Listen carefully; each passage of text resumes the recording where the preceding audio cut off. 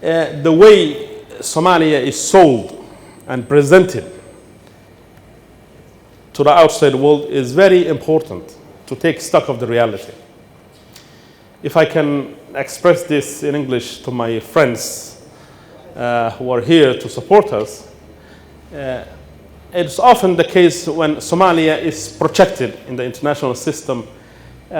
Previously, we were painted in a particular picture as a nation that has failed, a failed state, where youth are destitute, and where there is not much positive happening. But in an era that is today, of 2023, one could see a lot of positive developments in Somalia, starting with the youth, who are highly vibrant, as we all could see in the video, the way they were articulating their ideas and their aspirations and their take on Somalia's political future and political participation.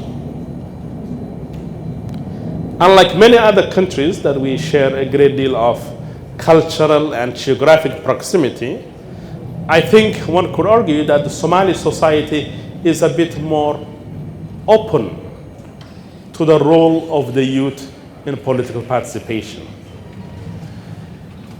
If you take a look at the Somali cabinet now, I think around 50% can be classified as youth. If you look at the Somali parliament, a significant number of them are young people, about 47, as the minister tells me.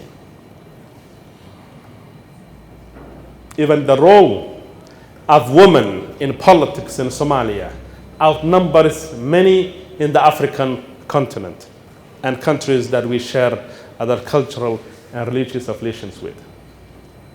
So sometimes when you look at some of the portrayals about Somalia, those are antitheses to the reality on the ground.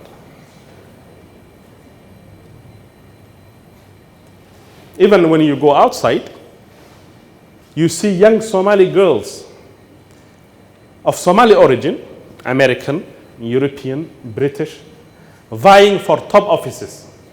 The most recent one being a young girl that won, I think, was it a municipality or a district election in America. There are, however, some very fundamental structural challenges that the youth face, and that those need attention in terms of empowerment.